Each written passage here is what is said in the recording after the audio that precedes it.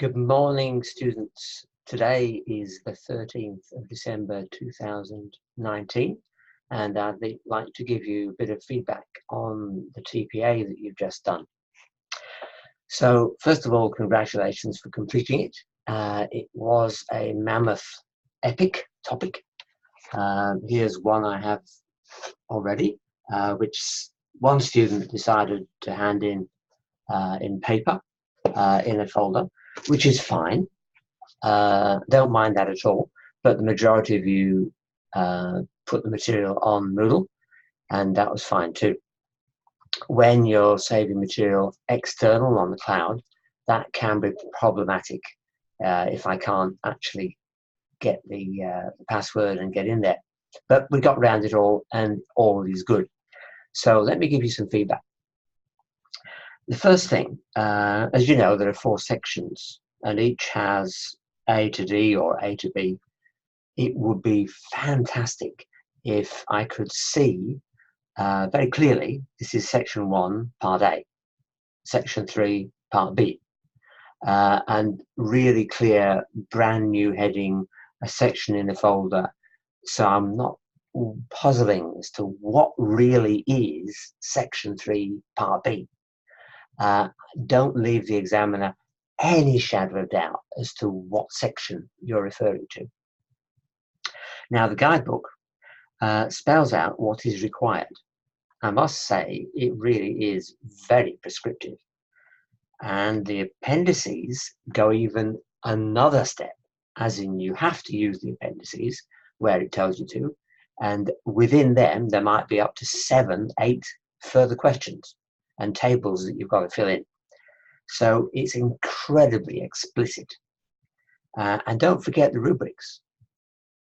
Yeah, read the rubrics and see what it says about an exceedingly good pass, or a straight pass, or a fail. So you're absolutely clear on what is required. There were minor cases with you where you just seem to have a blind spot and you missed a bit. So, some specifics about section 1, planning. In part B, which refers to the section 1, I should have had that in front of me. Section 1, the commentary was done really well, love that.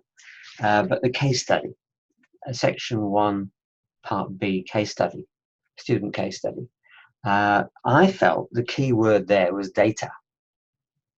Data. And a few of you sort of glossed over that, and you had things like was intermediary, or was basic, or was good.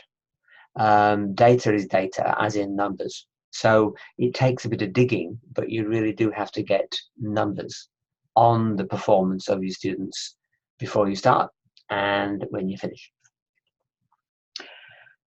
And in section 1, planning, part C, the lesson plans.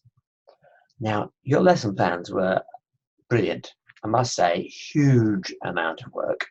But what was stunningly missing of a few of them was the annotation.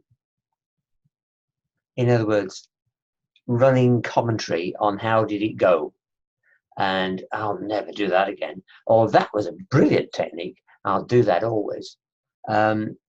One of the best, I would say, was a PDF of printed documents, sorry, a PDF of a printed document, your lesson plan, with, in a different color, handwritten annotations all over it after the fact. That was very effective and very easy to read. You didn't need to do that. You could have had a section under the end of each lesson and made an evaluation that way. But above all, annotations, and look up the meaning of the word annotation. I think it means something like add a notation, add a note. And one line isn't really good enough. That was a great lesson. Yeah. Section 2, teaching.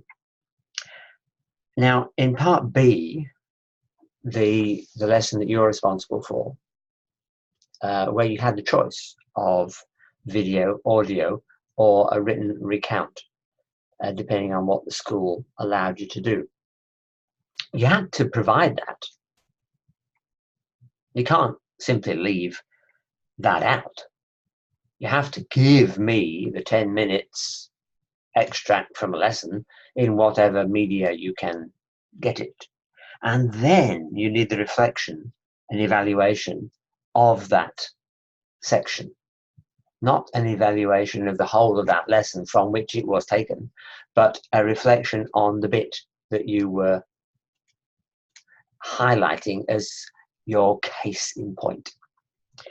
So yeah, section 2 part B was a little bit ragged in some cases. Assessment, section 3, assessment part A. Now, under work samples, it really clearly states that you have to have evidence of highly appropriate feedback.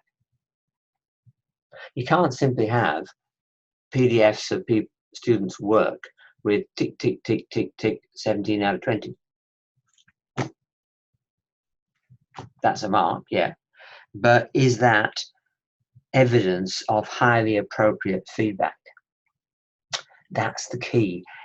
Is your writing on the piece of work such that it would encourage the student who had 7 out of 20 to not give up, to, oh man, that was so close, but I just missed it, and if only I'd done that, yeah, to give them a sense of achievement, even if they weren't that successful. They may have been successful to their goal, in which case your marking scheme needs to reflect that and not be a normative one. Okay, section 4, reflection. Lesson reflection will, you see, you have to go through those lesson plans, the lessons you've done, and really show how you'd improve next time. So this is the deep, meaningful, wow, what would I do next time? Make sure you've got that reflection clear and evident. And finally, section B for reflection, how well have the kids done to meet their goals that you explained in section 1? It's sort of joining the loop at the end and saying, yeah, we reached it that much, or we reached it that much, or we exceeded it, which would be fantastic. But of course, if they don't reach their goals, there could be really good reasons why they didn't, in which case you explain that, and 90% of you did. So congratulations. I was so thrilled to mark the TPA. It was daunting, it took hours, but it was so rewarding, and I hope it is for you too. Okay? God bless, and talk to you soon. Bye.